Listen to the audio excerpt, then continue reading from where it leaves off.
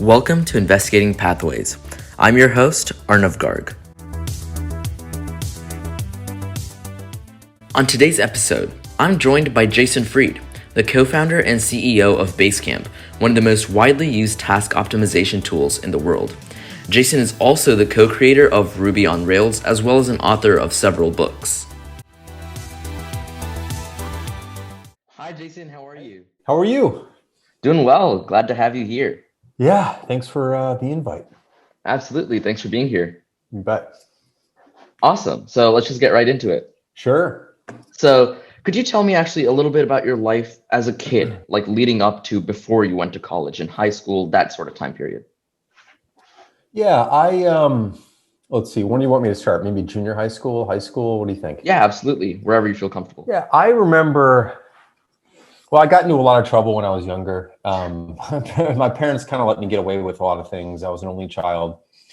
So I kind of did whatever I sort of wanted to do and got into business kind of early on too. I would end up selling friends things that I was interested in. So like car stereo equipment and stuff like that. Like things I really liked kind of tricking out it wasn't my car, it was my parents' car, but like with, a new stereo, new speakers. And so I would buy these things from distributors and then kind of mark them up and sell them to my friends. And I'd sell them all sorts of other things and kind of got into this exciting stage where I could get stuff cheap and sell it for a little bit more and make some money for myself before I had an actual, I had a part-time job at the time too, before I had like any sense of entrepreneurship really. I was just kind of buying and selling stuff and selling things to my friends. So I would do that. And then I got a job when I was 13 or 14 selling shoes and worked at a grocery store and did some of that stuff. But really the thing that really got me excited was making something, buying something that I liked, selling it to my friends. And I actually would make these catalogs where I would, back then we didn't have, there was no, like the Mac was kind of coming out, but like, yeah, it wasn't really desktop publishing kind of stuff yet. So I would actually like photocopy pictures from other catalogs and make my own catalogs and distribute to some friends. And they would kind of place orders with me and I'd buy stuff. And it was fun. It was kind of a fun thing. And I would used to do that a lot. And that kind of got me, I think, into business and it got me interested in that stuff. But other than that, I was, kind of a normal suburban kid, sports and hanging out with friends and that kind of stuff. So you did get into like the reselling, starting to make your own money, sort of like almost an early entrepreneurial mindset very early on. Yeah. And, of course, back then I wasn't thinking about it as entrepreneurship. I probably didn't even know what that word meant. I just knew I'd like to get stuff that my friends didn't have that I also liked and sell it to them. Like I wanted to be the source. I wanted to be the guy that people would come to get the cool stuff. And I just enjoyed that. It was fun. Buying and selling was fun. It still is fun. I like to buy and sell stuff. Now it's not to friends, but to other people. Like I collect certain things and I buy and sell stuff like that. So it's fun. I've always enjoyed that. It's kind of a side thing though, because I didn't want to like get into sales, but that was kind of my way to make some extra money for myself when I was younger. Gotcha. So going off of that, what do you think is like the main reason that you decided to become an entrepreneur? I didn't decide to become an entrepreneur, let's say. It happened. So I ended up, the real kind of business I got into at some point was software. I had a big music collection when I was in high school and college, a lot of CDs, like mixtapes, stuff like that. And I was loaning them out to friends and I wasn't getting them back. And so I didn't know where any of my music was. And so I ended up building this software, which I eventually called AudioFile, which was actually a FileMaker Pro database, which I don't know if you're familiar with what that is. No, it's still around. It's like before my time. Yeah, it was actually pretty interesting though, because it's still around today. It's a graphical database system that you can you don't need to know how to code. Basically, you can build this system. It's a database with records, and you can search it and sort it and the whole thing. But the cool thing was that you got to build your own interface. And I got into graphic design early on, so a few things kind of merged together: my love for music, my love for interface design and graphic design, and then like learning computers and building software. So it all kind of came together. I built this tool called AudioFile. I put it up on before the internet was around, on AOL, America Online. Maybe you've heard of that. I don't know. Okay. So I put that up online there. And as part of an archive, it was a stuff it file for those who are really old. there was a little text file in there, and it said like, hey, if you like this, send me $20. Here's my address. It was like my parents' house, at the time. Yeah. And then I would start getting $20 bills in the mail and checks and stuff, Wow. So folks actually paid for it. Yeah, they paid for it. And that's where I really learned that like, there's this thing that I need, that I want. And if I put my time into it and make it great for myself, there's probably other people who could benefit from that too. And other people are willing to pay for great things that they use. So I, made $20,000 there, like over time, over a number of years here and there. And that was great income. I realized that I can make things for myself. I can put a price on them and I can put them out there, and other people are going to want them too. And that's what I do today. Same thing I do today. Yeah. I just make Basecamp and I make hay and I make other things. But back then it was software, and that's what kind of got me into it. And I kind of technically became an entrepreneur at that point, I guess, because I was doing my own thing, making my own thing, selling my own thing. I wasn't working for anybody. Now, I did that for a while. I went to college, did that during college, learned a little bit of web design because that was sort of happening in college. After college, though, I took a job in San Diego with a guy who hired me as his creative director at a web design shop that he was starting in San Diego. I moved out to San Diego, worked for him for about 3 months, and realized pretty quickly at that point that I'm not really good at working for other people. I like working with people, but I'm not good at working for people. So I quit, moved back to Chicago, and then started my like professional freelance career. So it was probably at that point really that I feel like I became an entrepreneur, because I quit a job and have not worked for anybody since. So that was probably the moment. That was when I was 21. I'm 46 now. So I was still 25 years ago.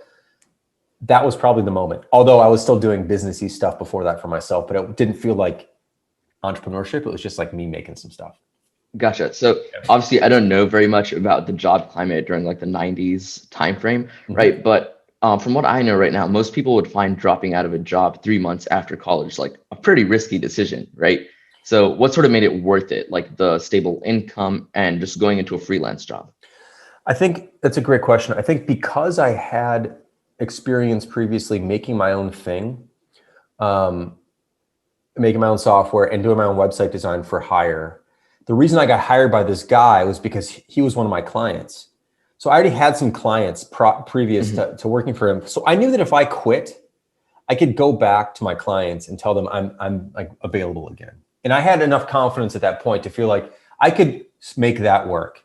I got myself an apartment in Chicago. At the time it was like less than $1,000 a month in rent. I just worked out of my apartment.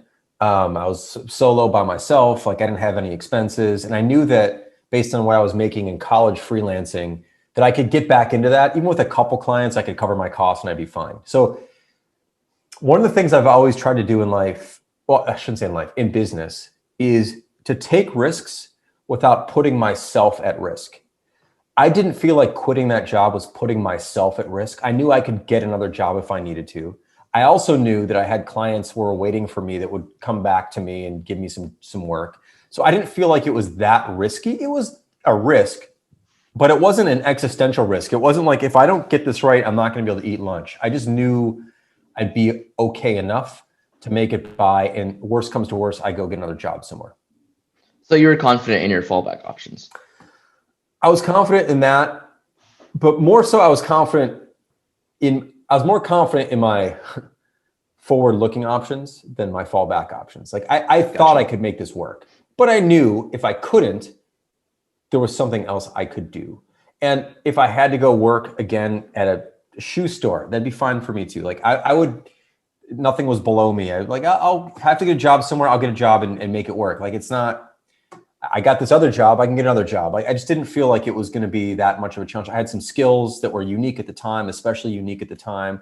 I felt like I was good at what I did. I felt like I could present myself well. And I had a good shot at getting another job if I needed to, but I was going to take this chance because it wasn't all that risky, but yes, there was a little bit of a risk there.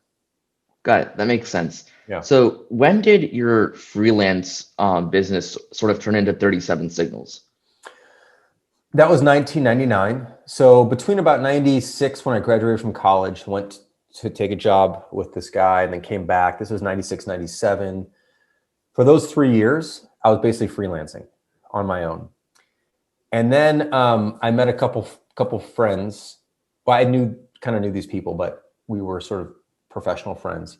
And I was tired of working on my own. This one guy was tired of working for a big company, so he left. This other guy was a graphic designer, and he was looking into getting into web design. And so the three of us said, like, why don't we just start something together? I want something, they want something, he wants something, and like it was all the same thing. So let's do this together. And that was I think August or something of 1999. So for 3 years I was freelancing, and that's kind of when it changed. So we launched 37 Signals in 99. We worked, his name was Carlos.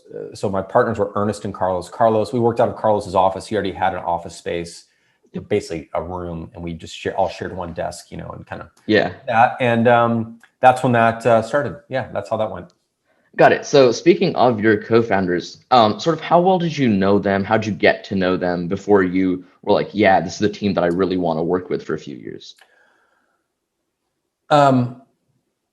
So in different ways. Ernest was a guy I actually interviewed with. So I didn't tell you this, but right before we started 37 Signals, I actually started interviewing for jobs because I was tired of working for myself at that point alone.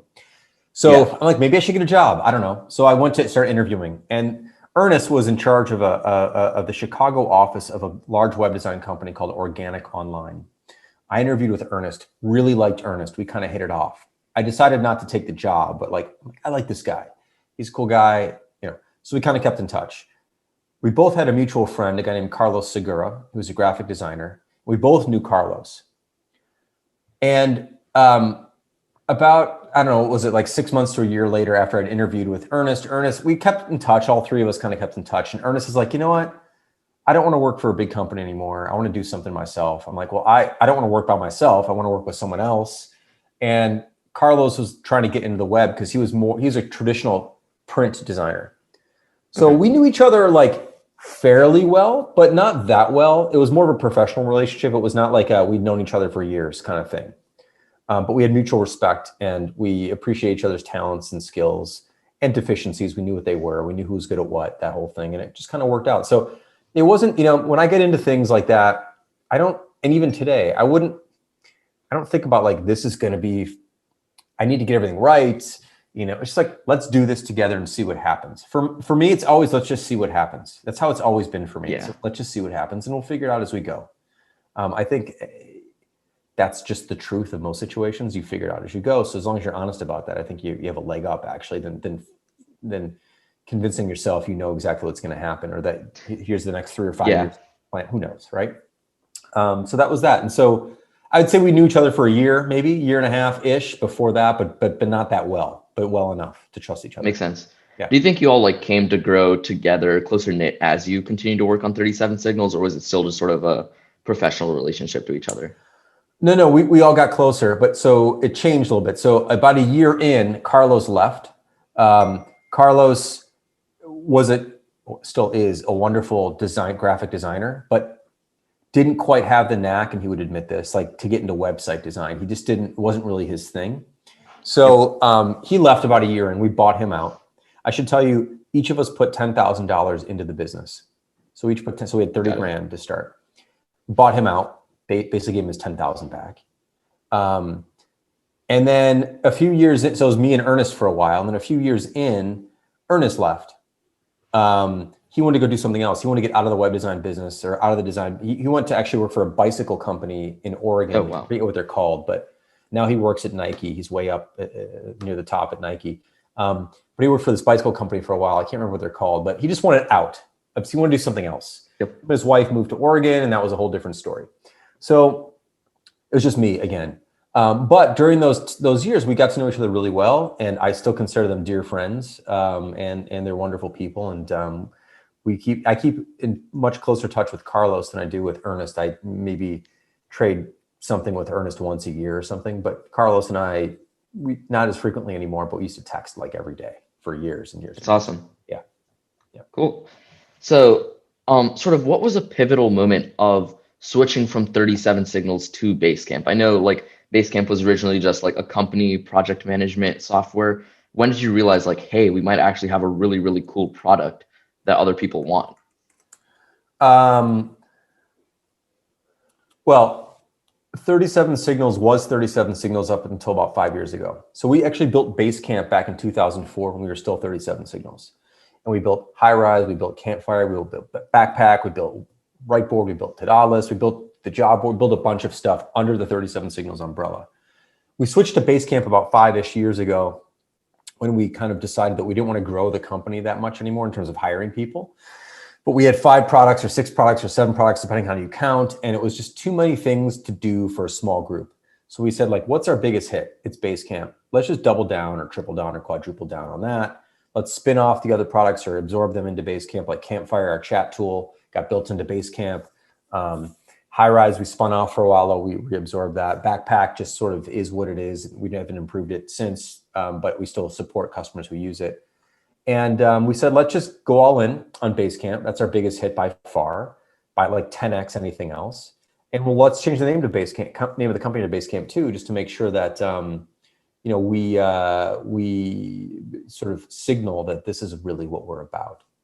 Now that said, we just recently launched another product this year called Hey.com. So now we have 2 products again instead of just one, but the company is still called Basecamp.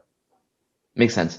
So before like you officially changed your name to Basecamp, was the 37 Signals sort of like web design, that business still a thing, or had it sort of taken a back seat as you worked on other things? Yeah, we stopped doing website design about 2005-ish. So Basecamp, the product launched in 2004, February 2004.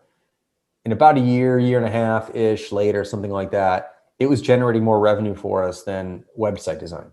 So we decided to stop doing website design and focus entirely on Basecamp. Again, reiterating the fact that we're not going to put ourselves at risk. We're not going to drop everything on the web design side until Basecamp is able to take care of itself.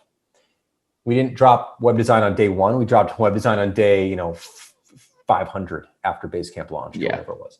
So we kind of faded into Basecamp and faded out of website design. And that's sort of how we that's just how you limit your risk and you limit your downside, and you don't put yourself at risk, and you don't put yourself in a position where you don't have to scramble and make bad decisions or get really stressed out or anxious and start doing things you don't want to do because of the situation you put yourself in. That makes sense. So you had all your bases covered before you were like, okay, it's time to move on from the web design business because now Basecamp can do the same thing, if not better for us.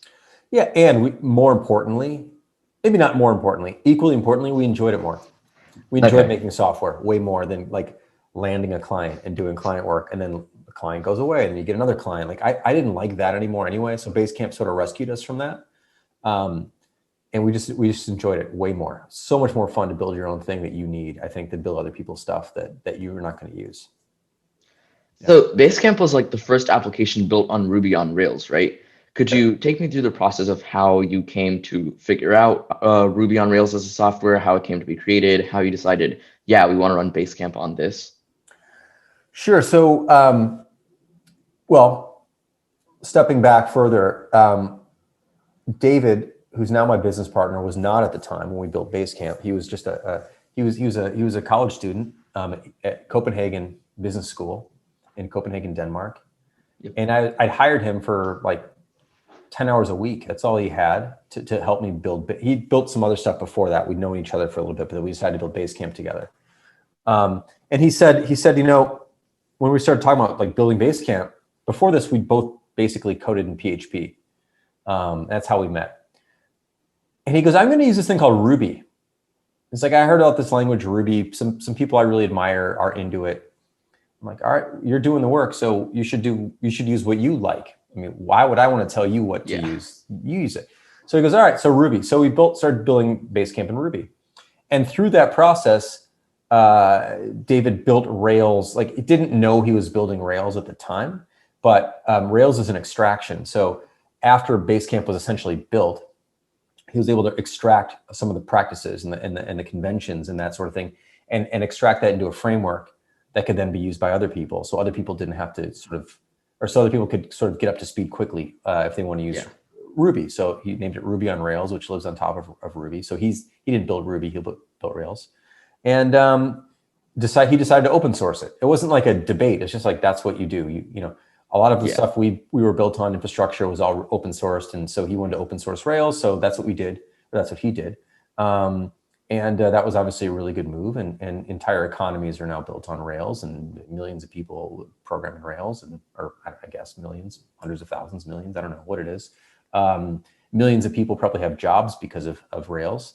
And it's worked out really well. But it wasn't like part of the idea. It wasn't, again, like it just kind of, it materialized. It came to be like by looking back on it and go, oh, there's something else here, you know, let's extract this. So that's kind of how that happened.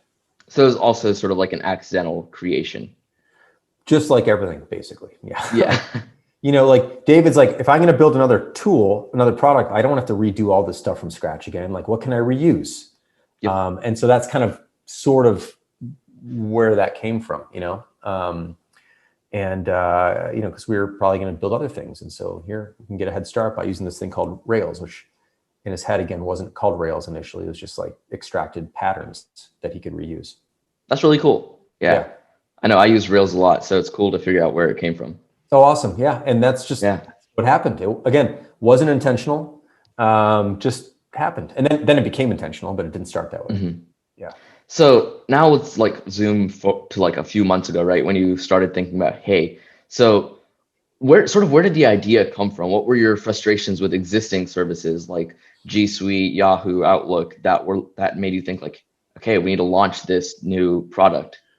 Yeah, well, so email hasn't been interesting for about 16 years. 16 years ago, Gmail launched. And I remember when Gmail launched, I was so excited to get a Gmail address and looking for invites and the whole thing. And Gmail was markedly different. It was a new idea. And it hasn't really, I mean, it's changed clearly, but like the same principles mostly apply. There hasn't been a lot of innovation from email providers. There's been an innovation and ideas from email clients that sit on top of Gmail or sit on top of Outlook or whatever. But if you really want to change something, you can't sit on top of someone else's platform because you're beholden to their decisions and you have to deal with backward compatibility and there's a whole bunch of things. So we set out actually to build a different product initially. We were setting out to build version 2.0 of Highrise, our CRM tool. And as we started building it, we started building like these email features first, because that's kind of primarily how we deal with, how we interact with the outside world, with vendors and the press and lawyers and stuff. And as we started building this, we're like, this is actually an email thing. It's not a CRM. I mean, it's both kind of, but really this is like, I want this for all my email. And so we kept kind of getting deeper into this thing and we go, there's something here there that's exciting. I want to use this for my email every day, for work and for personal. And it just had a very different feel. It had some very different principles behind it. It had a different spirit, and it felt like it was new. And it was bare bones initially. It didn't do hardly any of the things that Hey does today. But the concept was clear enough that we followed our gut on this. And we kept wandering, because there was many times when like we didn't agree on what to do, or like, is there anything actually, is this a product yet or not? Like, are people going to use this? Or is this only a business thing? Or is this only a personal thing or only a work thing? Like, what is this? And we just kind of kept weaving our way towards the point where we're like, no, we got it now. Now we see that we got this. There's something here that's special. And we kept doubling down on quirky and special. And basically the idea is that, you know, email should be something you're in control of, because that's the way it used to be. It used to be that you'd give out your email address to people you wanted to hear from, and those are the only people you'd hear from. Today, your email address is everywhere because it's been bought and sold and published, and it's everywhere. And you no longer have control over your email. So you're getting email from people you never want to hear about or hear from. You're getting things you don't want. You're getting signed up to all sorts of stuff you didn't ask for. And you have very little control over what hits your inbox, when, from who, how, where does it go. And now big companies like Google and Yahoo and the rest, they're deciding what you should see and where it should go. And you again have even less control over stuff, because now they're making decisions for you. They're also mining your data and selling your personal information, and using it for their own, to build their own systems. And it's like, no, email you should be in control of it, and it should be private.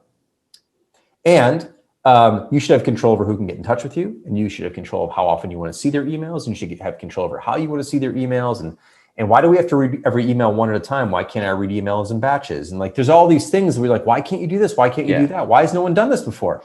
And so we decided to do that. But to do a lot of these things, we had to be the email provider. So we had to build the infrastructure to actually be an email provider. So when you sign up for Hey, you actually get an @hey.com email address.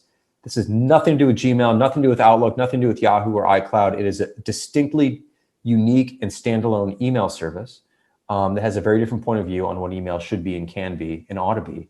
And it's a ground up full service kind of thing, because you just have to sign up for Hey and you don't need anything else. And that's what makes it quite a bit different. And that's what makes a lot of these things possible that would have been impossible had we had to live on top of someone else's chassis, basically, like Gmail.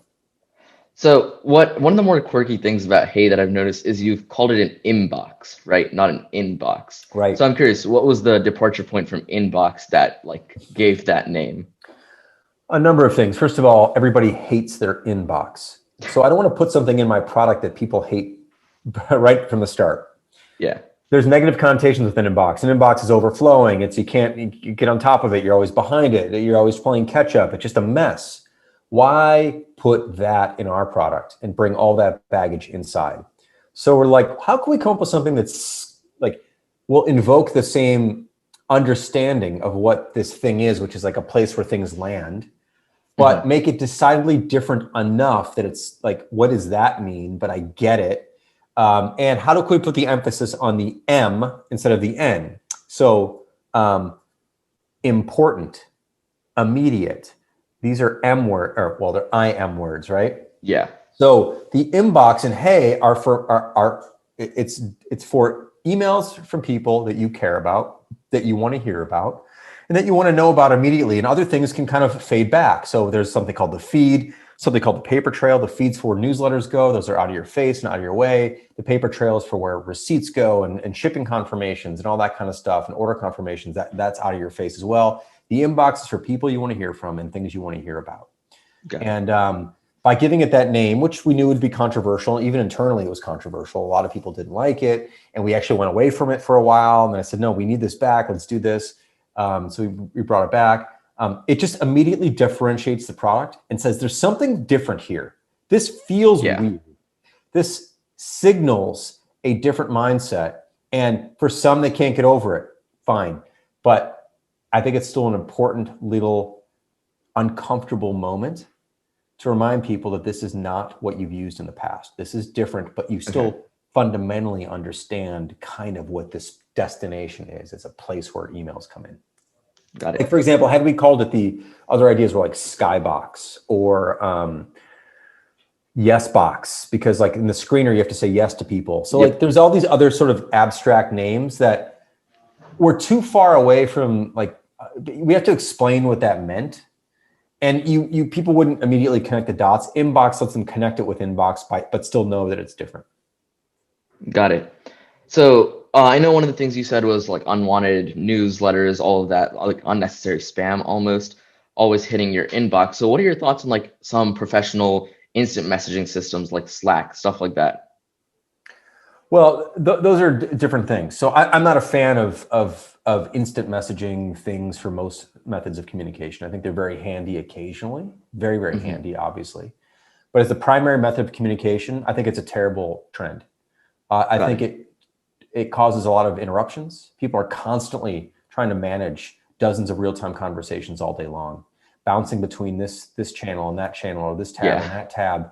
And like, how do you ever settle down and actually get to your work if you know that there's these real-time conversations running by you all day long, that if you're not part of it that very moment when other people are having it, you're going to miss out.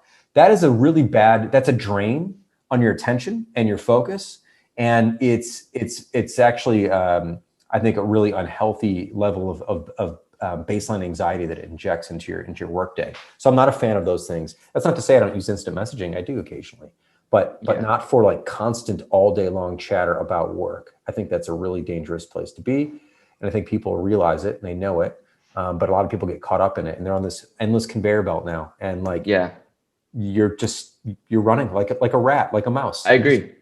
It's terrible. Yeah, So I think asynchronous communication is really healthy. Long form communication is really healthy. There's definitely a place for real time, but too much of it's a bad thing. I agree. Yeah, sometimes I just find myself in like the endless loop of Slack DMs, Slack channel messages, and I agree. It's a little bit crazy. Yeah, it is. Yeah. And it So only gets worse, by the way. Yeah. now let's move to like some more of your general principles that you've written about, tweeted about, stuff like that, right? And just so you know, I have only about 5 more minutes, if that's okay. Yeah, no worries. Okay, cool. So one thing is you frequently describe yourself as a non-serial entrepreneur. Could you tell me a little bit what that means? Um, I'm not an entrepreneur who starts a business, builds a business, sells a business, starts a business, builds a business, sells a business. I'm not like, that's not my kind of thing. There's entrepreneurs who build something for a few years, they get out, they sell it, they start the next thing. Those are kind of serial entrepreneurs. When I call myself a non-serial entrepreneur, it basically means I want to stay in this company for the next, I've been doing it for 21 years. I want to do it for the next another 10, 15, 20, however long Got it. I'm allowed to do it, basically. That means we can go in all sorts of different directions, but I don't want to stop something and start something new from scratch. I'm not interested in that part of business. Got it. Yeah. So I know one of the more interesting things I found about your like thesis of Basecamp is that with one exception, which is Jeff Bezos, you've never entertained VCs or venture firms, right, who have asked to invest in your company, which is definitely something that from what I've seen is a little bit unusual for an entrepreneur to do. Can you just tell me a little bit about your thought process behind that? Yeah, I think outside money ruins more things than it helps, primarily because it reduces, or actually it increases risk and reduces positive potential outcomes. Like if you take money from the outside, you're on a certain train now. You got to get big, you got to produce a big return, you've got to do it in a certain amount of time. Like that's the only outcome that's acceptable at that point. Otherwise it's kind of a failure. I think that's a terrible. Why would you want to limit your outcomes? Why would you want to limit your potential types of success? Like when you're able to do it, go on your own and be independent, you can decide like, hey, maybe I'm doing fine enough. Maybe this is the right size for us. Maybe we don't need to keep getting bigger. Maybe we can shrink. Maybe we can grow. Maybe we can pause for a few years and stay at this size before we get bigger. Maybe whatever. Like you can do all the things you want to do. Like for example, if we had a bunch of outside money, I'm pretty sure they wouldn't have allowed us to rename our company, to wind down 3 or 4 other products. They would have said, no, hire, grow. Let me give you another $5 million so you can hire more people. Like that's the pressure. I don't want that kind of pressure. I don't want that under me. So I'm not a fan of taking money in most cases. That's not to say it can't be helpful in some. I like the idea of profitable businesses that want to maybe do things they couldn't normally do, like already sound businesses, sustainable businesses, maybe taking some money and growing, or somebody who's on their own part-time who just wants to really give something a shot for a year. I like this new breed of, you've got indie VC, you've got Earnest Capital, you've got Tiny, you've got these other sort of, and some crowdfunding options now to basically, can I get 150 grand for a year to go full time on this thing and give it a shot versus like, I need to raise 5 million because I need to, exit it to 500 million valuation. Like that's a different, but I don't mind this little small injection of something if someone wants to go full time and give it a shot for a year. That's fair. Sort of the thing. So that I'm okay with those kinds of things. But for us, we didn't need anyone's money. I didn't want anybody's money. I didn't want to be beholden to anybody. I didn't want to regret the decision. I didn't want to have to be on someone else's timeline. I didn't want to have to be subject to someone else's definition of what success looks like or what a positive outcome looks like. I just didn't want those things. I'd be miserable. And what's the point? So the key is to know yourself and to be reflective enough or self-aware enough to know what you really want versus to do what you think you're supposed to do because that's what everyone else is doing. You can very easily find yourself in a situation where you realize you finally found yourself 3 years later and you're in a bad situation. That's not what I wanted to be. Yeah. Cool. And so my final question is just, what is something that you wish you had known when you were starting out your company? The thing I usually say to this question is it's more of a life question than a business question, which is that, and this is actually, I'm quoting Tom Petty, a Tom Petty lyric, which is basically, most of the things you worry about don't happen anyway. And so that's kind of the most important thing. I remember just worrying about a billion different things. And almost they can happen, but most things don't happen. The things you put so much energy into worrying about usually just don't happen anyway. Yeah. So that's just if you find yourself really stressing over something, it's probably nowhere near as bad as you think it is, or it's not going to happen anyway. Maybe it will, maybe it could, but like the chances are pretty slim. Actually, you're probably blowing it up and making it something it's not. So that's something I think that's really important. And just in general, stay focused on one thing for a while. It's really easy to start to build more and more and more stuff because you love building, but it's hard to maintain something at a high level and continue to improve it and maintain your focus on it. That's the really hard thing to do. And that's, I think, what great businesses ultimately do is they build something and they iterate and they improve and they improve and they improve. They don't just abandon and go to the next thing. Yeah. Cool. I think that brings us to a really nice closing point. Cool. So, by the way, tell me, you're in high school, right? Are you senior? Yeah. What are you? I'm a sophomore. I'm 15. Sophomore. Oh, fantastic. Yeah. Man. You're way ahead of the curve. So thank you. Yeah, these questions were really great, by the way. Really insightful and thoughtful questions, and you did your homework, and I appreciate that. It's nice to talk to someone who knows a little bit of the backstory. So yeah, thanks for asking me to come on via email here. Absolutely. Thanks for being on in such a short time period. Sounds good. All right. Yeah, thank you. Thank Take you. care. Yep. Bye. Bye now.